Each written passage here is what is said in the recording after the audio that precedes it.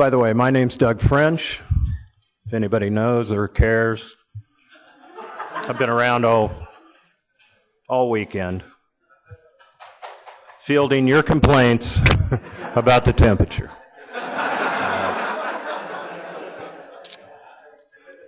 I know you're either cold or hot. I don't know which it is, but it's almost over. It is my distinct pleasure to award this year's O.P. Alford III Prize for Libertarian Scholarship. And I wanted to say a little bit about Mr. Alford, who I didn't know. He worked at the Institute before my time. He first became acquainted with the Institute back in 1984, and actually for the last 5 years of his life, before he died at age 91, he actually worked full-time at the Institute, stuffing envelopes, doing anything that he could to advance the cause of liberty. And this was after a life of working very hard. He worked as a sea captain, a mechanic, a tugboat captain. He was a grain and dairy farmer. But I think what's very interesting about him, and I hear stories about him occasionally around the Institute, is that he lived in a trailer outside of town, even though he was quite successful and quite wealthy, which told me immediately that he was single.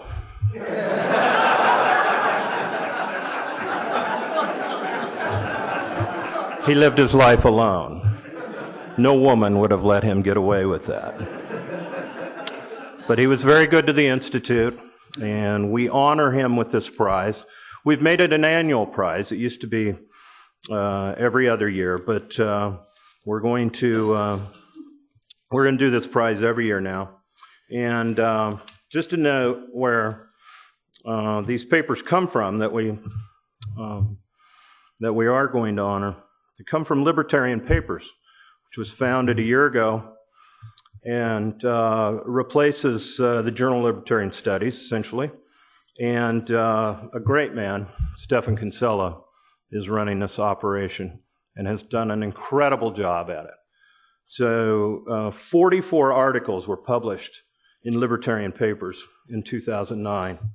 And I really think it's the template for what academic journals are going to be in the future. So the first paper to be honored from this Libertarian Papers group was a paper on the pioneering effort to advance the theory of the private production of justice. And I think we all know who that is. It's a gentleman who's, well, he's been hanging around the conference all week. He's only, I think he's presented 2 papers. He's chaired another session. But his partner in crime, so to speak, isn't here. But Gil Guillory is here. And I would like him to come forward.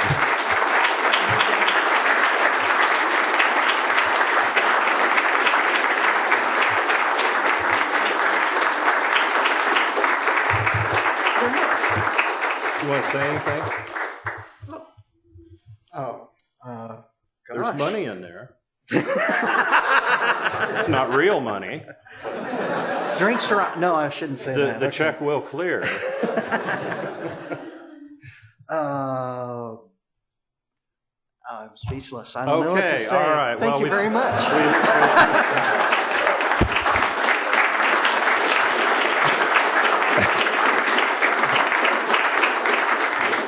Well, when you render Gil Guillory speechless, you've done something. So anyway, I urge all of you to continue your scholarship. We're going to award this prize every year. We're also going to award the Lawrence Friedrich Prize in Austrian scholarship every year. We're not doing it this year, but we're going to get on track to award both of these prizes. They carry $1,000 prizes, and I urge all of you to pursue that. So, next up, Mr. Jeffrey Tucker.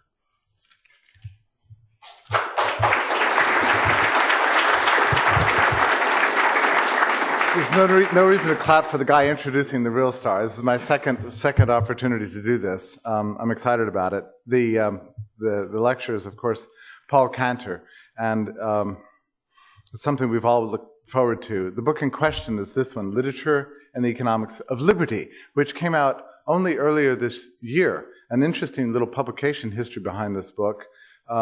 When the PDF arrived of the guts of the book, we were so excited about it that we went ahead and posted the whole thing online, unheard of in the academic publishing world. So it was available to everyone. And then about 10 days later, we put out the Kindle edition. So it was for sale on Amazon. So already the authors of the papers and the editors were receiving emails commenting about the book. And Paul Cantor wrote me, he said, is this book ever going to exist in the physical world? But what was it, about a month later or something, it did come to exist in the physical world, and we have copies downstairs. Very, very beautiful book, and I'm pleased to say that both the editors, Stephen Cox and Paul Cantor, have reported receiving many compliments about the look and feel of the book. But what's most exciting is what's inside of it. It's a book that was really 18 years in the making. It began in 1992 at the first Austrian Scholars Conference in New York, right, yeah. And Paul Cantor came and gave a paper, and the paper was on Thomas Mann and the implications of one of his short stories for the theory of and practice of inflation and how it affects society. And I remember sitting out there in the audience for that and thinking, this is a remarkable moment. We're seeing something completely new here. We're seeing Austrian economics applied to a sector of knowledge that it's never really been applied to before. And Murray Rothbard, as I recall, was beside himself with glee about this paper in particular, and also about the implications of this field of research. So that was all those many years ago. And here now we see that one paper that was delivered in 1992 spawned an entire new field of research that's inspired many other scholars. They've all contributed to this book. And the results are in front of us today, the first of what I hope is going to be many efforts in this direction. I remember as an undergraduate reading Human Action, and Mises would frequently use this sentence. He says, praxeology and its heretofore most elaborated application of economics. You remember reading this many times in his work, and the first thing that occurs to you is you think, well, what else does it apply to besides economics, really? And what's taking everybody so long to get to these other applications? Well, this is an example of an application of praxeology that goes beyond economics, or in addition to economics, literary criticism. And I'm thrilled to be living in times where we see this coming to life for the first time. He's done for literary criticism in many ways what Rothbard did for politics, is to apply Misesian logic to a completely new field. He's provided both new methods for interpreting literature and new names and figures to admire and learn from. So much of our own understanding of our intellectual history is derived from that given to us by Hayek and Mises and Rothbard. And what Cantor has done is blown open a whole new sector for us and given us all sorts of new heroes, people to learn from: Shelley, Cather, Conrad, Thomas Mann, so many others. They appear in here. And we're already busy making T-shirts of all of these individuals, by the way. Of course, that's always the second step, right? Right. In some ways, though, it is a follow-up on an older project, one begun by Henry Hazlitt, as a matter of fact. He was a literary critic long before he became an economist. He worked for The Nation magazine, writing literary criticism, and in fact, he wrote a book on the topic of literary criticism that integrated questions of economic theory into literary criticism. It's called something. Anatomy of Criticism, a Trialogue, something like that. It's a very interesting book, extremely rare until a couple of years ago when we brought it out in our series of books. So in some ways, I think we can say that Paul Cantor is, in this respect, a Haslittian. But who is Paul Cantor? He's a professor of literature at the University of Virginia, author of several books on both what you consider high scholarship of Shakespeare, but also application of literary criticism to popular culture. and he's sort of famous for doing this. We're fortunate that as a very young man, he studied himself under Mises and Mises' seminar, and carried the legacy with him his entire life. And it shows how the effects of one person can have long past his death. So here Mises lives on in the work of Cantor and in Cantor's students. Incredible. He, some years ago, came to the Mises Institute and gave a week-long series of lectures on the history of culture. And I think there were a total of 10 lectures. Those lectures are now part of iTunes University, and they are among the most popular. We have about 175,000 or so downloads from iTunes University every week. And iTunes U is constantly featuring Paul Cantor's series on culture and capitalism up at the top of the page. If you go there, you can see it. So he's definitely another superstar in our midst, one with a personal lineage that traces back to Mises. So he has a special honored place in our hearts. And I give you Professor Paul Cantor.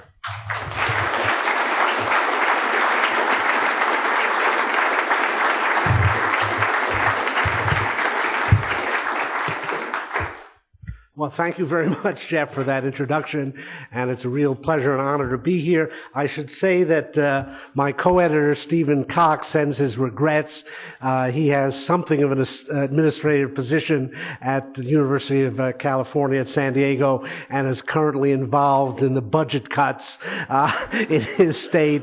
I was told they now just have to find $20 billion more to cut, and they'll be fine. So I understand why he is busy at the moment, and Dario Fernandez Morera had hoped to be here, one of the authors in the book, but he had to go to Guatemala. So either I have my priorities right or I just got nothing better to do. But anyway, I'm here and we'll try to represent the whole book for you. This is really the appropriate place to talk about this book. This book really does arise out of the Mises Institute. More than half the essays were presented here as papers at one time or another. As Jeff pointed out, it all began with the essay contest that was really sponsored by the 10th anniversary Mises Institute occasion. And I had this lecture I'd been giving on Thomas Mann, decided I'd submit that, and it was chosen, and the rest is history.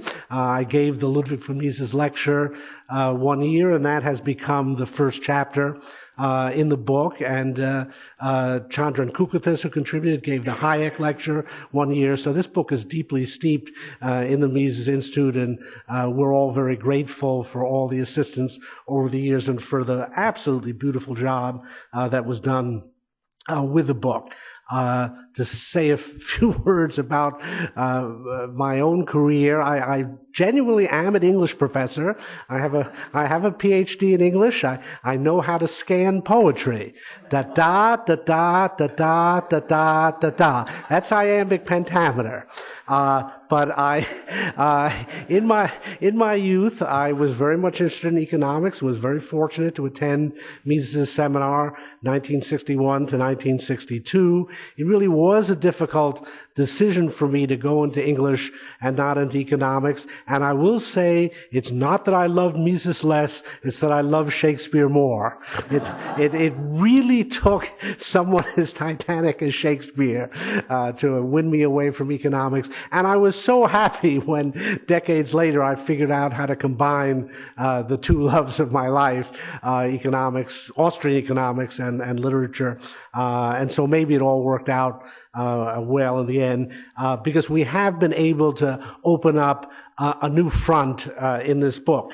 Let me stress that this book is not the be-all and the end-all in literary theory. We were not out to transform the whole of literary theory, and we recognize people can still go count syllables and study iambic pentameter, and there's lots of useful ways to talk about literature that don't involve economics. What we did set out to do in this book is to counter the really unhealthy trend in literary criticism that insofar as it does deal with economics, it does so ignorantly, which is to say in a Marxist fashion. That is, whether it's outright Marxist Marxism or quasi-Marxism or pseudo-Marxism, when my colleagues decide to talk about literature and economics, it's always from a Marxist perspective. Now, there's all sorts of theoretical ramifications for that, but I want to cut to the chase and look at the fundamental ways in which the study of literature and economics has been Marxist. First of all, literary critics will seek out any way they can to find criticisms of capitalism in literature and celebrations of various forms of collectivism, including specifically Marxist ones. Unfortunately, that's not a difficult chance for them. Not a difficult task for them, because a lot of authors have been sympathetic to various forms of collectivism and hostile to free markets. I'll actually go into some reasons for that, and several of the essays in this book attempt to deal with just that issue. So you get a great deal of discussions of ways in which literature exposes the horrors of capitalism, and sometimes the way it celebrates life on the good old collective farm. When literary critics of this type find an author who somehow celebrates free markets or capitalism, that's false consciousness. Those authors are accused of being the dupes of capitalism, and a great deal of this brand of economic criticism of literature deals with how the market ensnares authors and how they become a spokesman for the capitalist system, and all these arguments about class consciousness. And so it is a great deal of this kind of literary criticism deals with that aspect. And then beyond that, to the extent that these critics or analysts look at the origins of literature in the real world, the material conditions behind the production of literature, they find that as one more aspect of how bad capitalism is. And so you find endless studies of how the capitalist system has corrupted literature. And these usually deal with literature dealing from the 19th century on, but sometimes earlier. Endless complaints about the literary industry, about publishers, about all the apparatus, booksellers, whatever, book advertising and so on, and unending arguments about how commerce corrupts culture. And these critics can find nothing good to be said for the way in which the market treats literature or contributes to its production. You might think people would acknowledge the fact that the free market has delivered books in numbers unheard of in the history of humanity and brought culture to vast numbers of people in a way that never been possible before. But no, that's just the mass production of literature, the commodification of culture. This is the sort of thing that my colleagues inveigh against. Well, this is what we set out to overturn.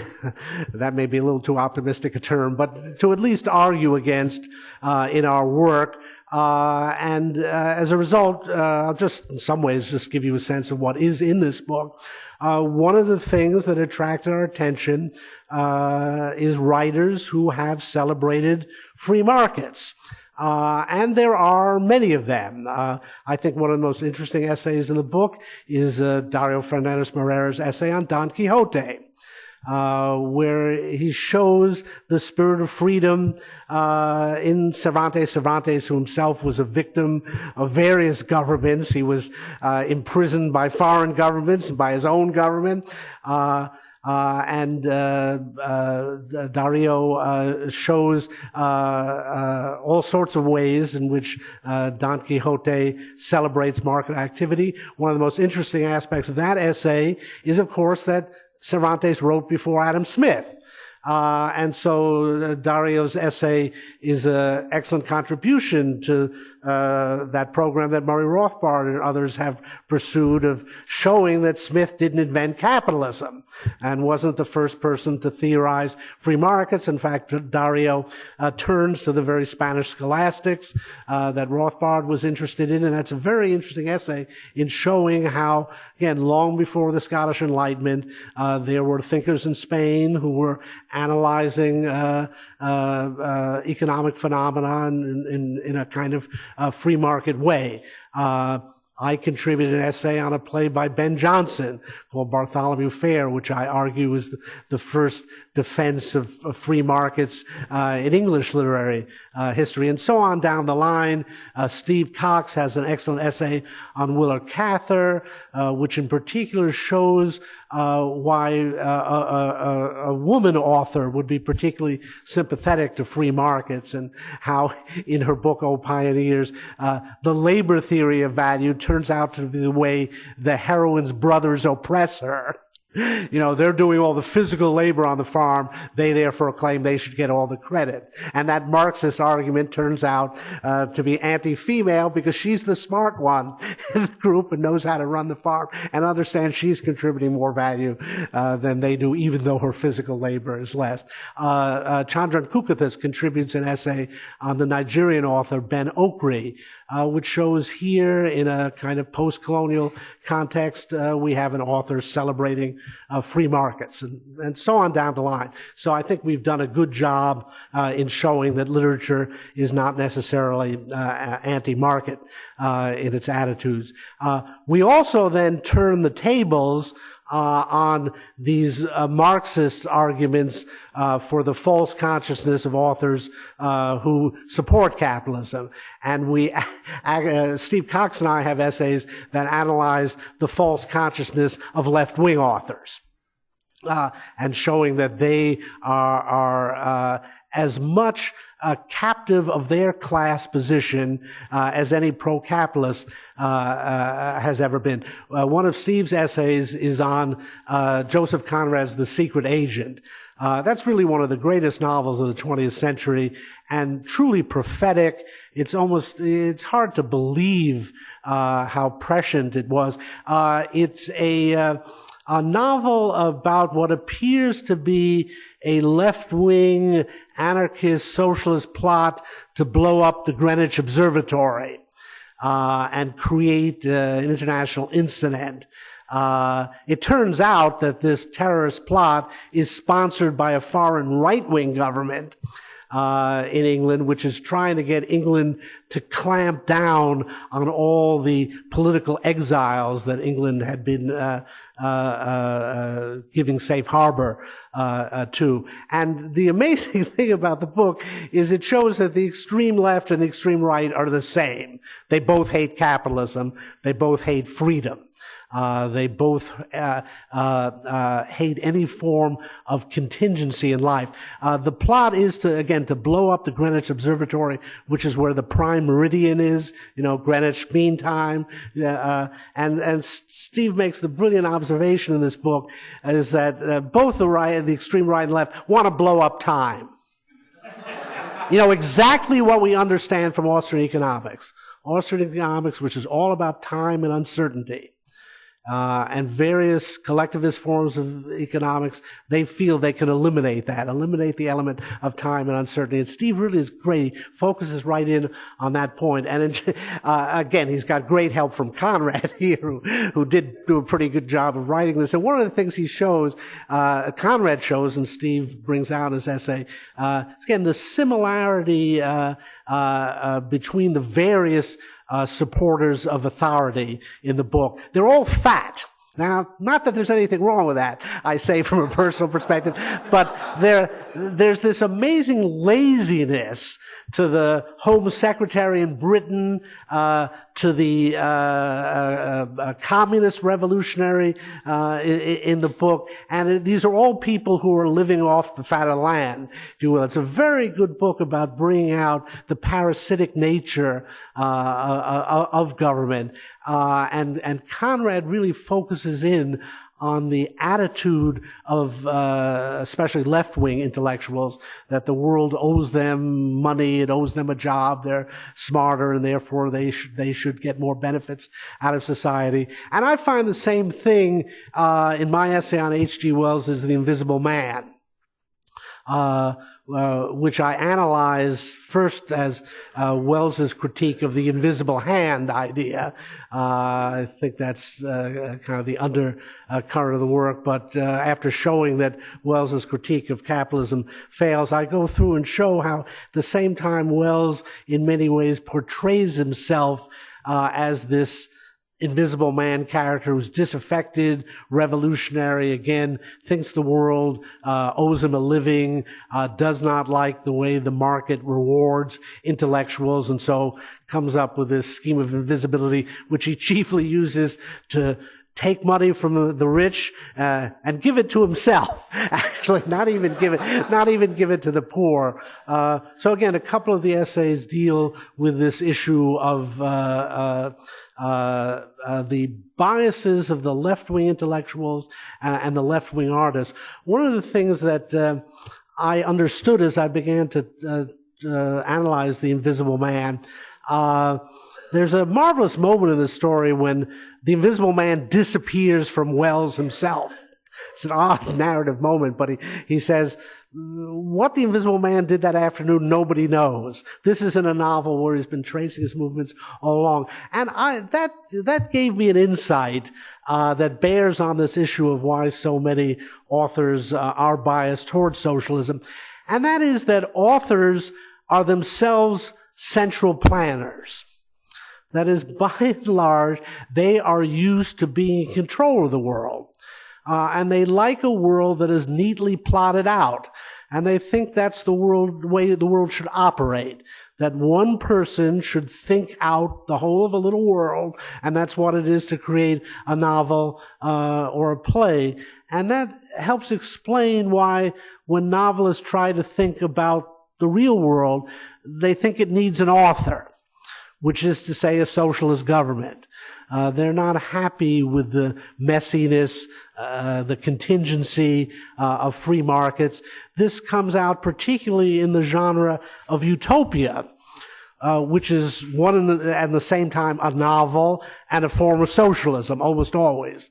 That is, the people who write utopian novels are trying to give you a simple plan, simple design by which to run the whole world. And I think this actually goes a long way to explaining why so many authors have been socialists.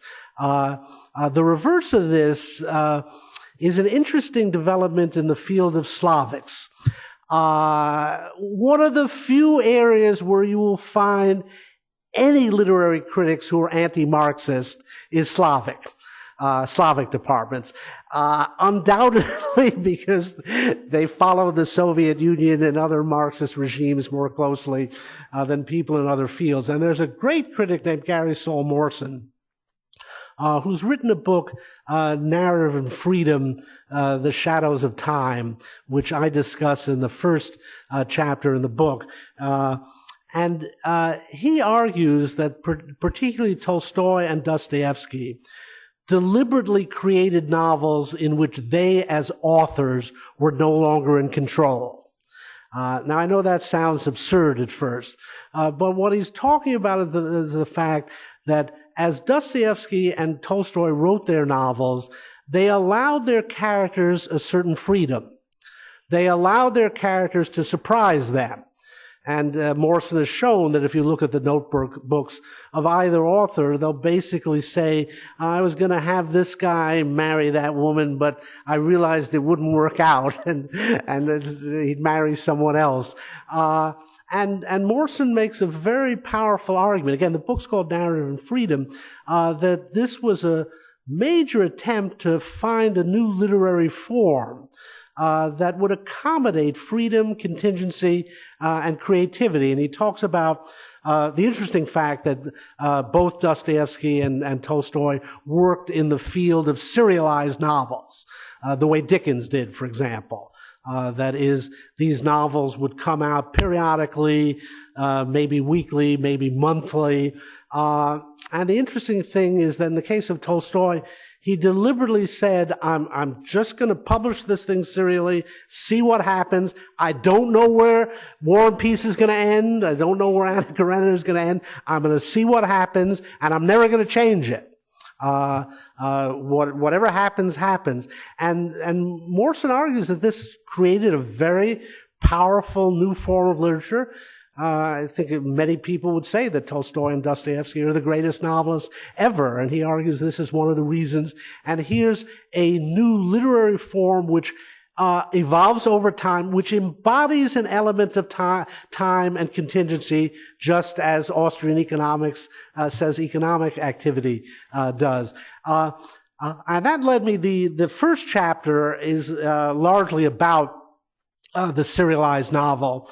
I discussed Dickens mainly, and this was in fact the subject of my Mises lecture, now much expanded in this chapter. And it's there that I was able to go after this negative attitude towards commerce that is so prevalent among my colleagues. The 19th century novel was a very commercial form of publishing. People like Dickens made a fortune of money, and the 19th century novel was a major element in British commerce. And that leads most of my colleagues who write on this subject to complain about this form, and to complain how authors like Dickens were corrupted by the commercial nature of publishing. This would be one example, let's say, might be Great Expectations. What we have in the novel as we know it is famously a second ending, a second thought about the ending. I won't exactly say it ends happily now, but Dickens had originally written a sadder ending and then was persuaded, actually by a fellow novelist, Bulwer Lytton, to create a scene in which Pip and Estella would get together.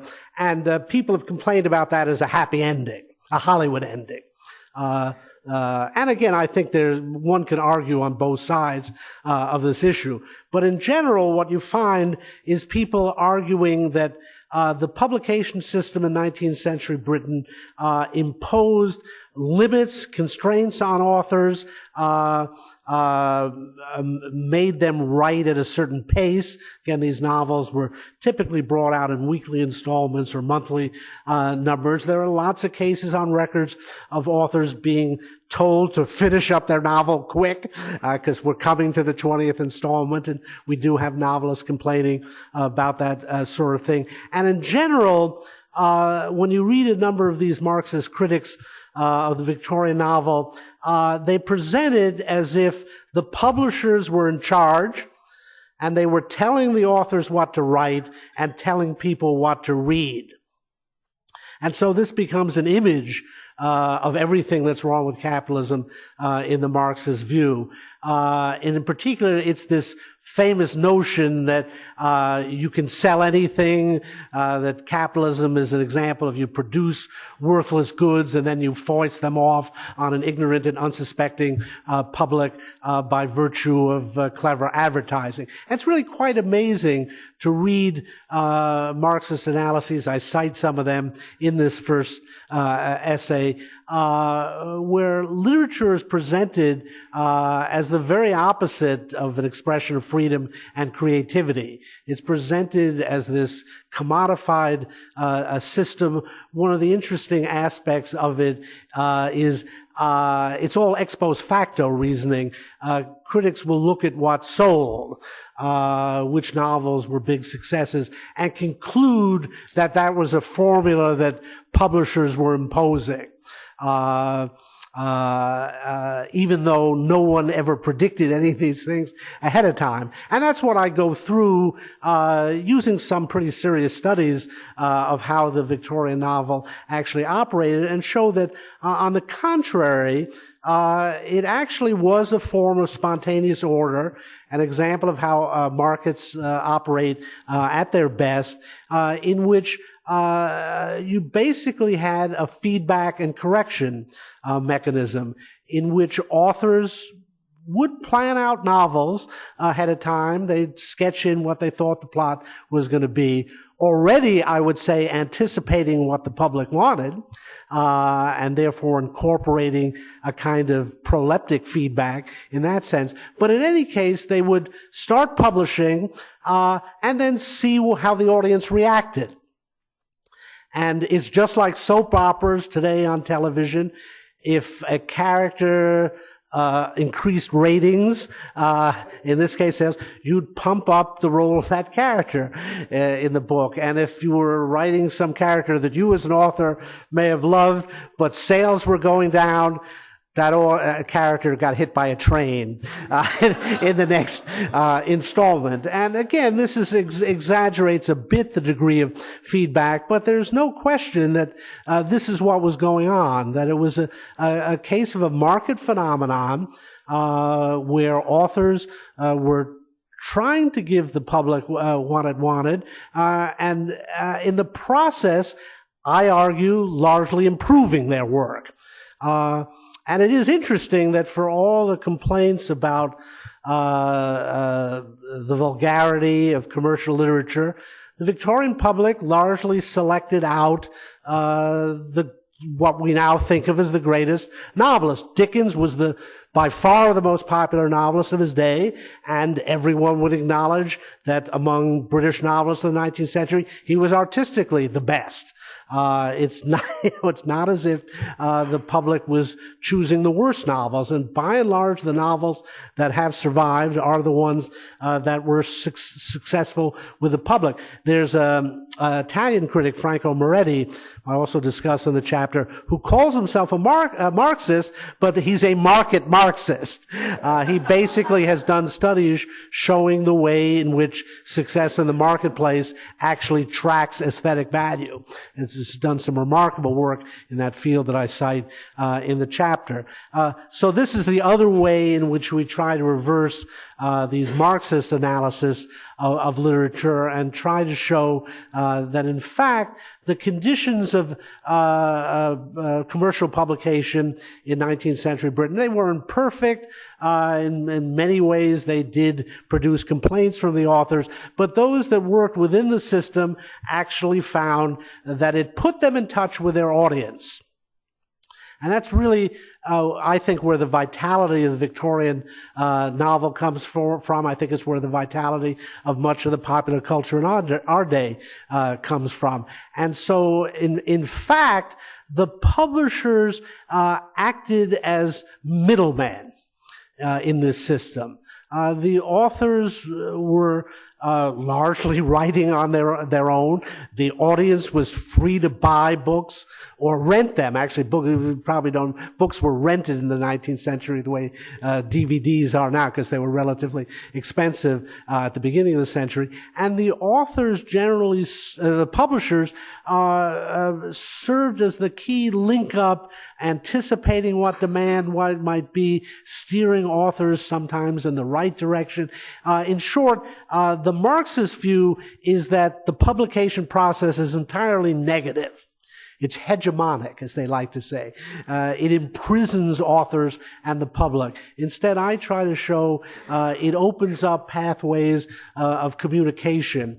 And I discovered the work of Robert Darnton, the great French historian, and he had done wonderful studies of just this subject with regard to some of the great publishing projects in 18th century France, and especially the French encyclopedia.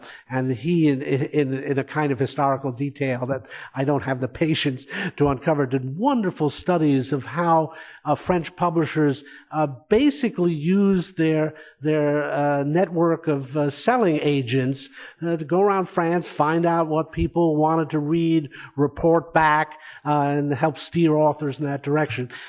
So it really turns Marxism on its head in that sense, showing that capitalism actually solved the great problem of how to create a mass literature, typically through creating modes of mass distribution of literature. As I like to put it, for decades, Marxist literary critics have been trying to denigrate writers by showing how they were implicated in capitalist systems, that their books somehow were involved in commercial enterprises. In fact, this shouldn't have been lowering the authors in the minds of these critics. It should have been elevating capitalism. They actually were uncovering whole areas in which they could show that capitalism was participating in the production of culture, but they hate capitalism so much they couldn't recognize that. It is true there have been some very positive trends in what's called cultural studies, where critics who are sympathetic to popular culture have begun to understand the principle of consumer sovereignty. Again, the whole principle of Marxist analysis of literature, especially the famous Frankfurt School, which in many ways dominated cultural studies for much of the second half of the 20th century. The principle there was summed up in the phrase of Horkheimer and Adorno, the culture industry.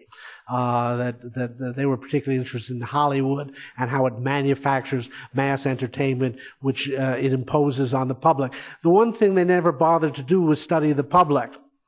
And see how the public was reacting. There's been a new sort of fan-based form of cultural studies, which studies the actual reaction of audiences for TV shows, and shows that in fact they're not these passive consumers that the Frankfurt School claimed.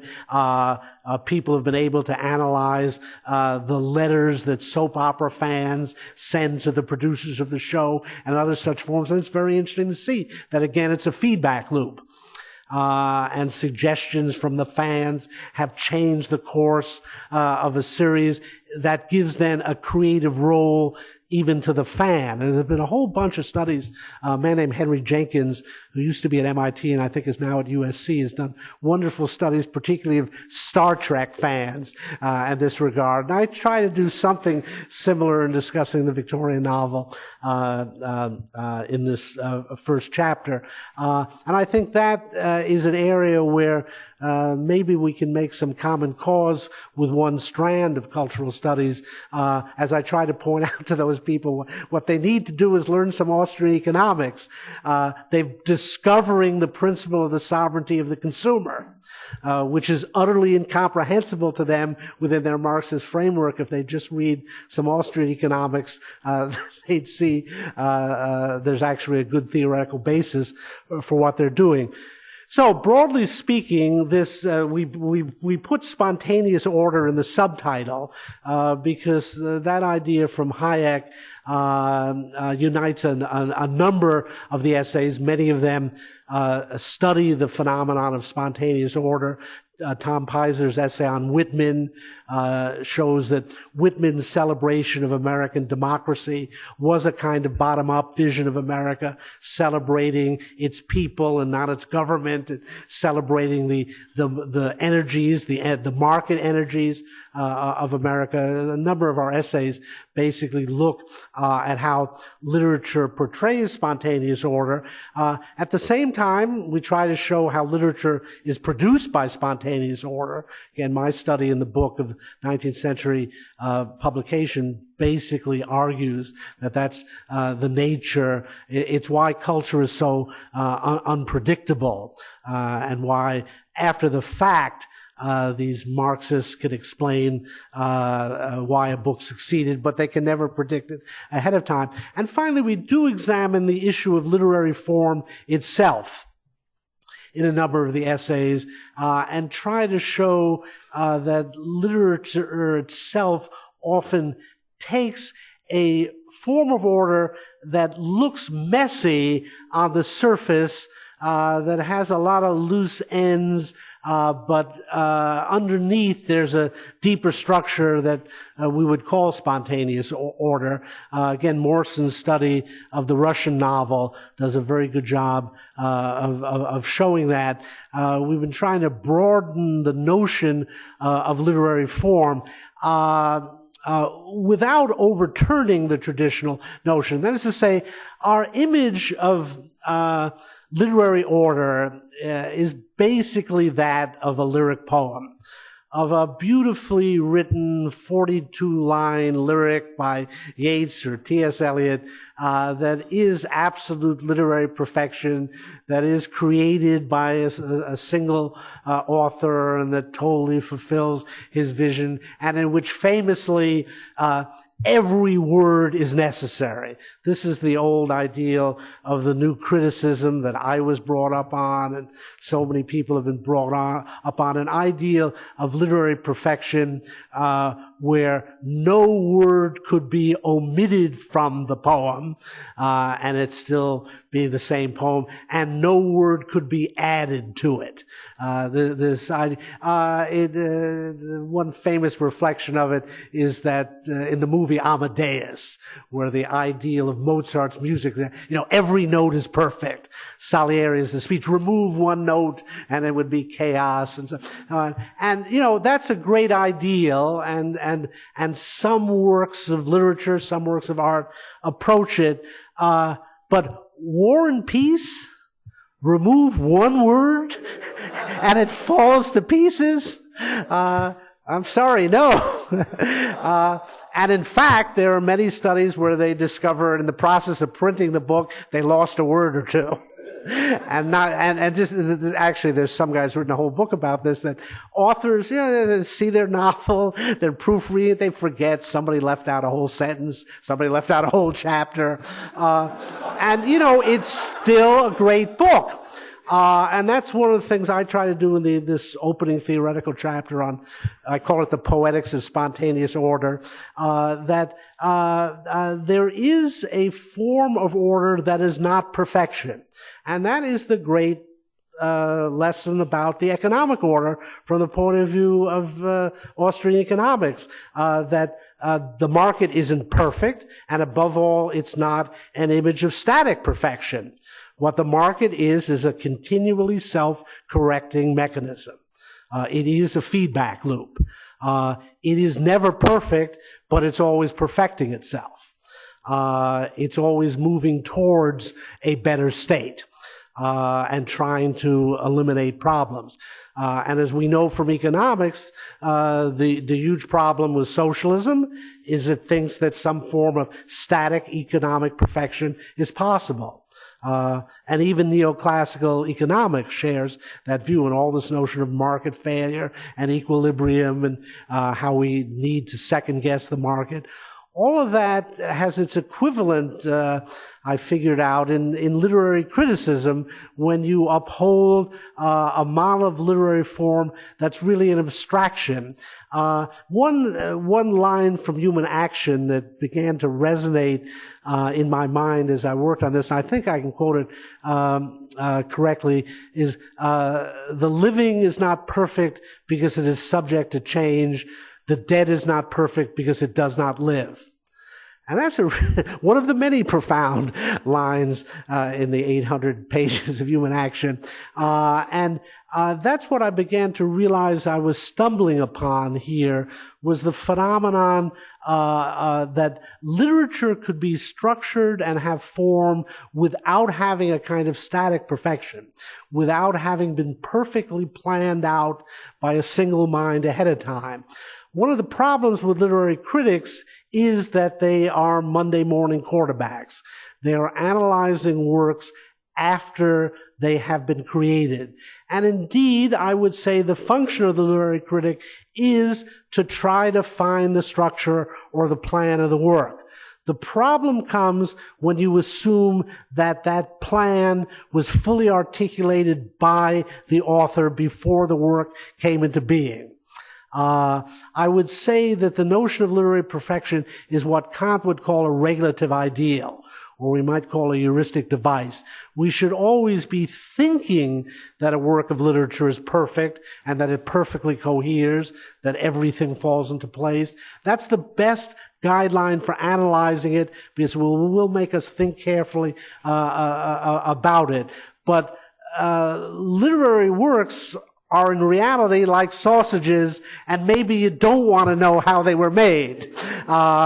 Sometimes if you know how they're made, you'll think they must be a mess.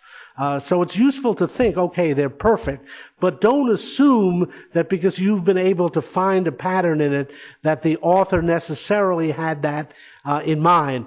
It may be possible. Again, I don't wish to deny, especially when you look at some of the great lyric poetry written, that this thing was perfectly planned out ahead of time. But when you study the history of the creation of literature, you find lots of elements of contingency, things that just came along. It's one of the things that Morrison shows about Dostoevsky, for example, that he would work from newspaper incidents. And sometimes you will see something will happen in one of his novels that's based on a newspaper incident that occurred months or sometimes a year after Dostoevsky started writing the novel. And a major turn in the novel occurs not because of his initial plan, but because of something he experienced, sometimes something he saw in the world later. And Morrison thinks Dostoevsky is a greater writer for just that reason. And this is one of the things I try to open up in the opening chapter of the work, this sense that literature is process, not product. Yes, ultimately you have a product in front of you.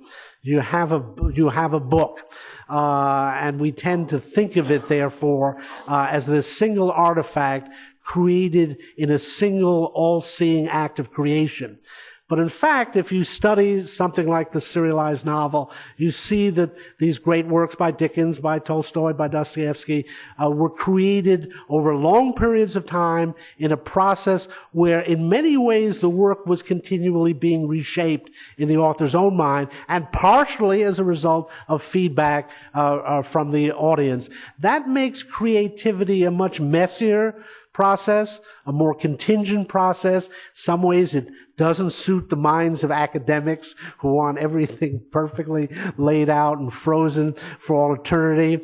It's why they've always liked Latin as a language, not any of these living languages. But it's encouraging to me that there are a number of critics who've been turning in this direction and seeing that literature itself is a product of what we would call spontaneous order.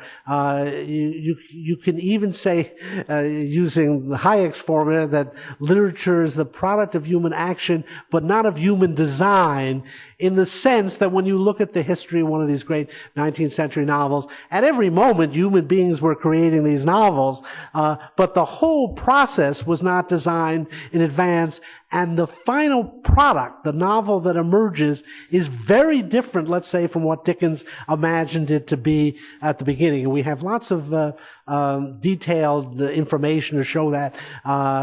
His novel, The Old Curiosity Shop, he didn't even start it out as a novel. He was creating, he thought, a new magazine, but the story of one character, Little Nell, fascinated the audience so much and boosted sales to an unprecedented level that he said, I'm going to write a novel about this. And the result is we've got The Old Curiosity Shop. So, as I say, we've tried to use the principles of Austrian economics here to open up new perspectives on literature, show that it can celebrate the market and spontaneous order. It can be seen as the product of the market and spontaneous order. And above all, that many literary works take a form that's analogous to what we think of as spontaneous order. So we hope we've opened up a new frontier.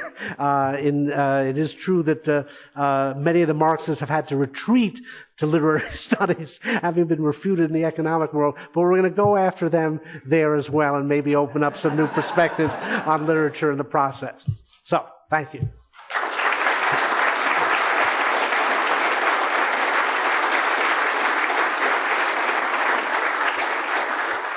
I'd be happy to take questions. We've got some time. Yes? Do you think that Dickens' reputation for dislike of colors? Absolutely not. Dickens did not like industrialism, but for example, he was a powerful advocate of free trade. In Household Words, the journal he edited in the 1850s, one editorial after another in praise of free trade. Many ways he was a Manchester liberal. He was himself a businessman.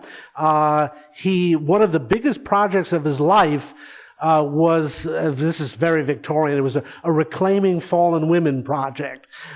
He devoted a lot of his life to this, and the kind of institution he created was designed to introduce women to entrepreneurship and get them to be able to become productive citizens. So people have mistaken that critique of industrialism in hard times for the whole of Dickens' opinion.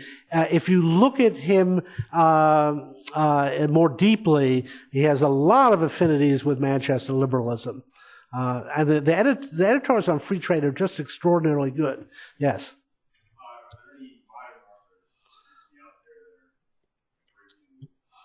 Well, Mario Vargas Llosa would be the most prominent one.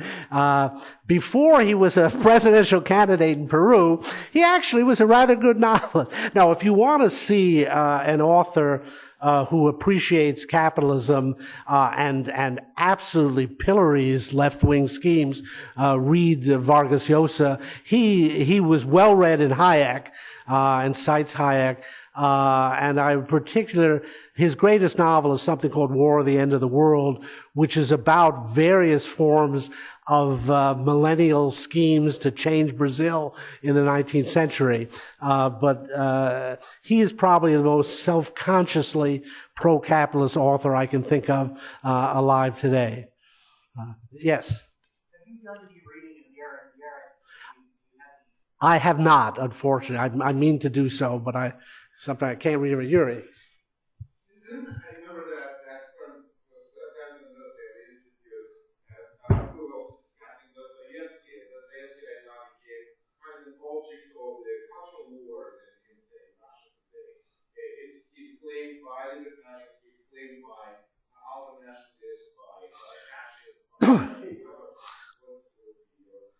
Well, I was very impressed by this work of Gary Saul Morson. Again, it's called Narrative and Freedom, and he argues that freedom is the central value in Dostoevsky, and that he set out to find a way to liberate his own characters from authorial tyranny, and give them their freedom to make their choices themselves. And Morson, and again, I defer to his knowledge.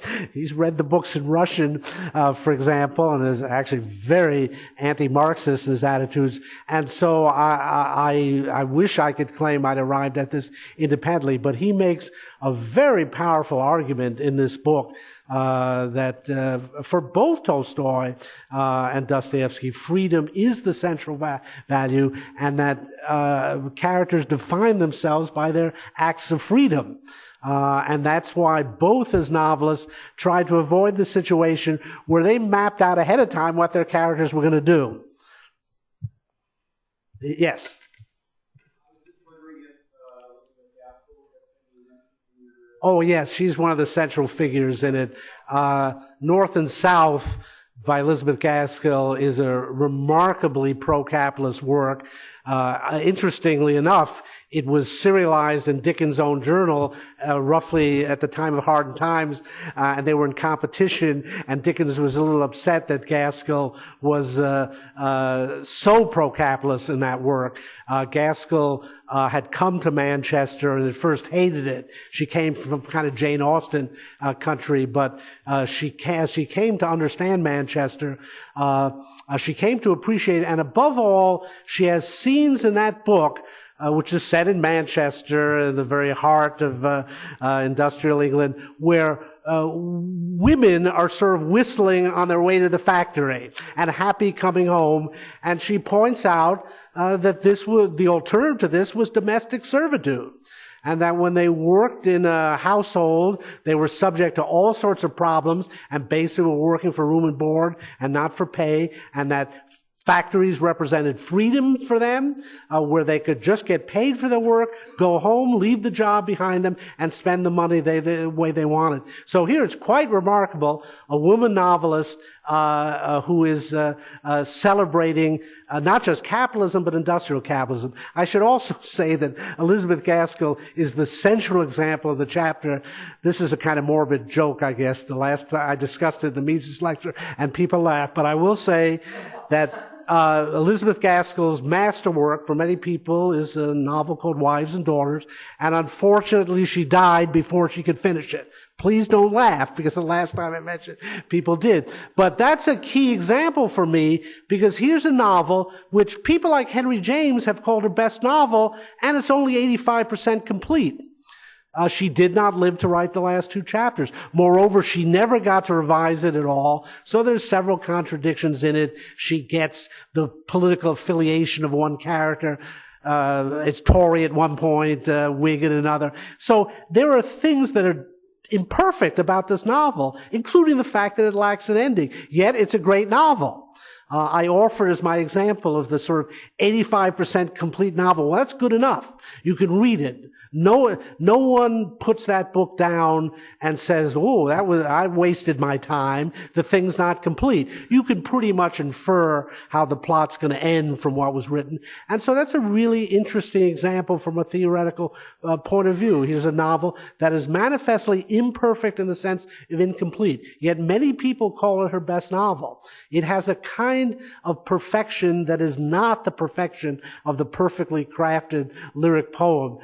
Aristotle would have a problem because he says work must have a beginning, a middle, and an end. This actually lacks an end, and yet it is sufficiently complete so that you can, in effect, infer the deeper structure from what we have been. It's still a great novel. So yeah, Elizabeth Gaskell is there. Yes.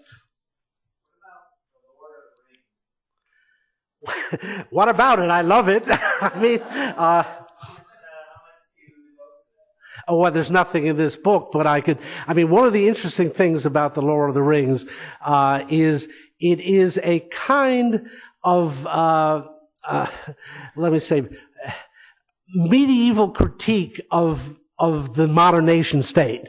I mean, if I were a libertarian trying to make something with it, I would say that Tolkien, being a medievalist, offers you a defense of the old medieval notion of the liberties, and that the ring is the nation state, the one ring to rule them all. And the great horror in Tolkien is of central power.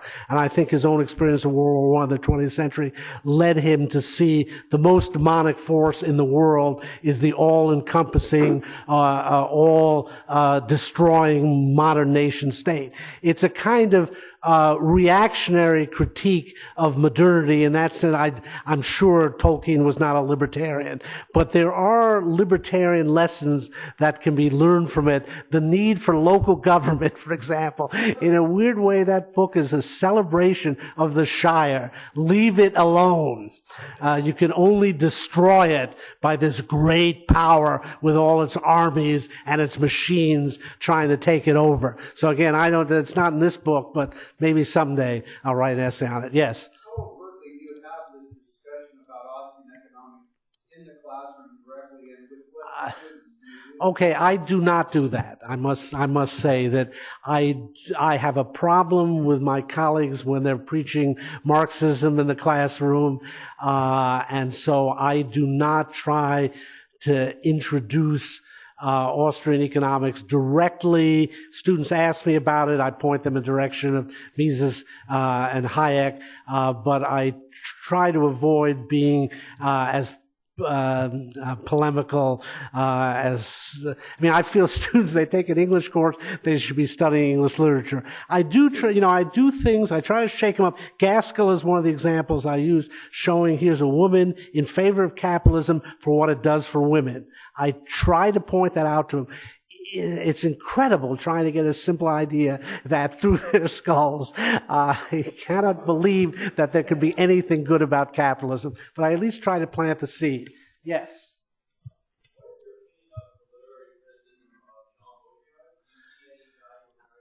Not much, to tell you the truth, though I cite him in the Thomas Mann essay. I mean, There's some clever ideas in Baudrillard, but like so many French theorists, he could say it's simpler, and it's not all that profound sometimes when you reduce it to what it really is. But he was a heck of a good photographer, it turns out.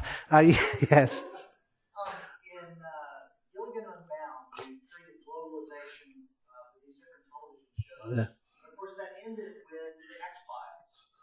Would you say that you have anything to say about modern television and what it says about our continued reflection of our notion of globalization? Yeah, I just published an essay called The Truth is Still Out There, The X-Files and 9/11. I wrote an essay, The Un-American Gothic, on fear of invasion, American popular culture. I've continued to work on, I got 2 essays on Deadwood coming out. I mean, I continue to work on popular culture, but, I don't want to take up too much time on that. I'm pretending to be a literary critic for today. Yeah. Yeah. I wanted to ask about the influence of H.L. Menger, who was, as you mentioned, Conrad, a great scholar, critic, and very influential, and his literary criticism is really wonderful.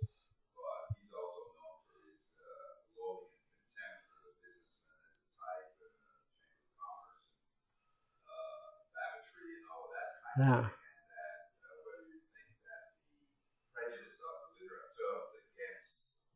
Business and capitalism is very much a reflection of his enormous influence in the teens and 20s. Well, I think it's a great failing on his part. I was actually very inspired by Mencken in my teens, reading things by him.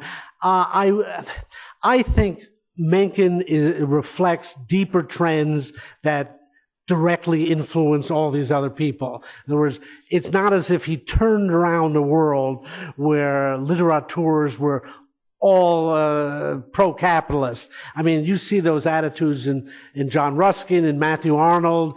This is so deeply embedded in the English intellectuals that I think although Mencken is an example of this, I don't think he really is a historical force in producing it. It predates him by at least 100 years.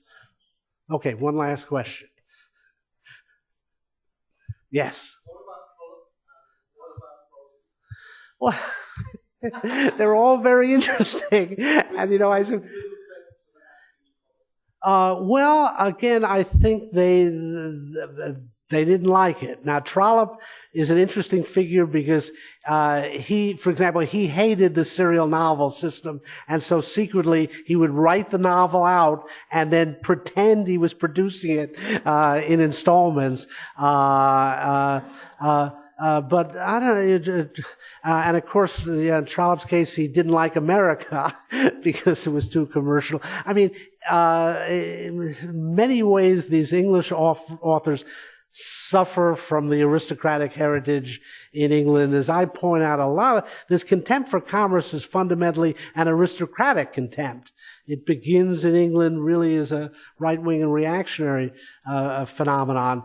But fortunately, Gaskell would be the best example of an English novelist who appreciated commerce, but she had to fight her way through it. But again, unfortunately, as I began, the majority of authors do not show an appreciation of commerce or capitalism. How often do you ever see a sympathetic portrayal of a businessman or businesswoman in a 19th century novel?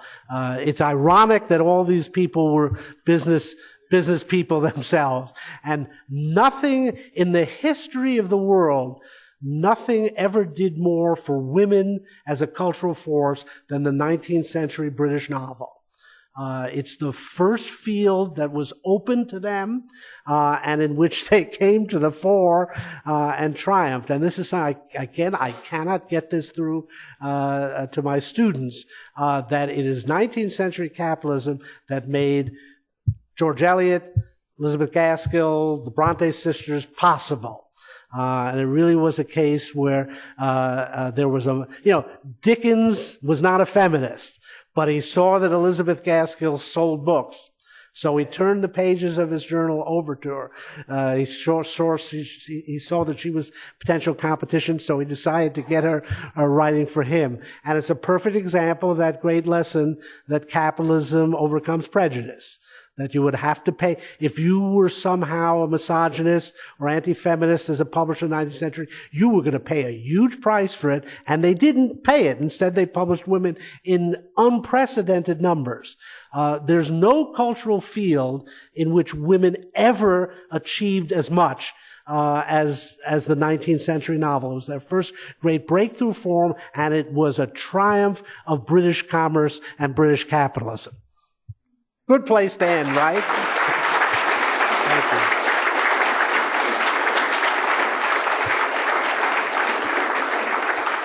Oh, yes, this is another. Dr. Cantor has agreed to sign books downstairs in the bookstore using his Mises Institute pen.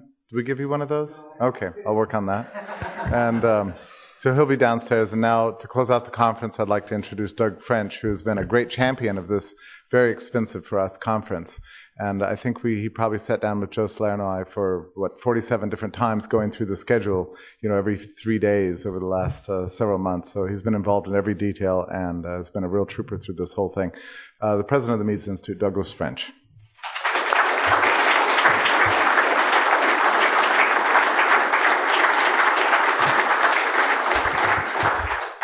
Well, of course, Jeff said everything I wanted to say.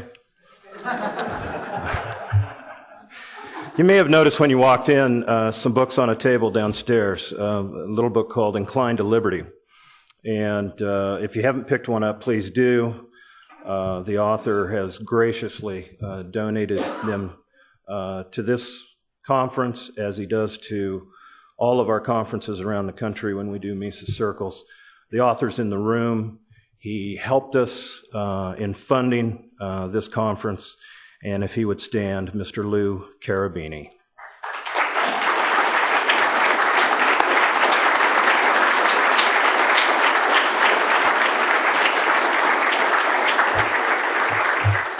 Before I let you stampede Martha's Buffet to the north, I want to talk a little bit about this room, because if you were here last year, it seated quite a few less than this. We had walls that were there, and there were book stacks in the back. And by the way, if you haven't been up to the third floor, please make the trek and take a look and be amazed. But it's been quite a project, quite an undertaking to move things around, move walls around. And thankfully, we have someone who works here who does the books, but she's not satisfied doing the books. She likes to do other things and draw pictures and be a contractor. And she's the person who really made a full court press to get this building done and in shape and ready for this week. She's not here right now, but please recognize Norma Willick for her work in getting the building done.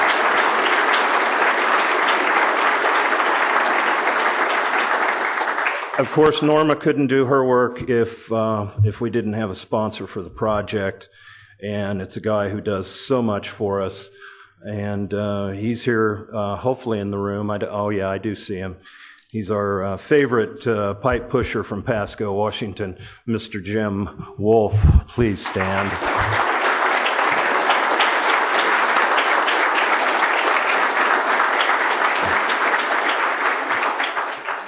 Well, Jeff already mentioned him, but another round of applause, please, for our conference director, Mr. Joe Salerno.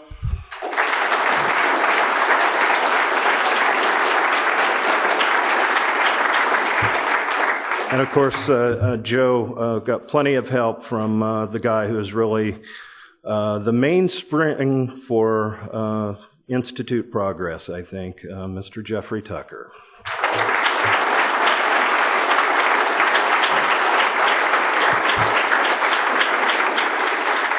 And of course, lots of staff are involved. I won't name them all, but I think all of you interface with Pat Barnett and Christy Holmes and Chad Parrish, who's right up there. Will Seitz down in the bookstore, who's going to sell you a copy of Mr. Cantor's book so that he can sign it for you here in a little bit.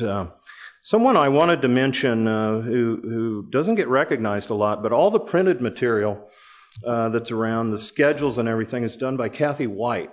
And that sounds like no big deal, except this schedule is a moving target like you can't imagine.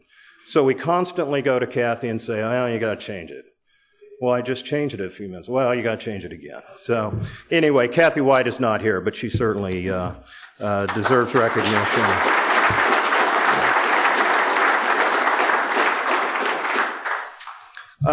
Just a word about the conference. I can't imagine the Keynesians or the Marxists have the breadth that this conference would have. Imagine, we've talked about money, we've talked about business cycle theory, but sociology, law, ethics, history, religion, literature, and rap music. Does it get any wider than that? If you can't relate to people, to the cause of liberty and economic education in a free market with that repertoire, then, well, there's probably no hope. But I think there is plenty of hope. And actually, the people in this room are the hope. It's your ideas and the work that you do that is going to make the world a better place. So please keep doing that for us, and see you next year, March 10th through the 12th. Good night.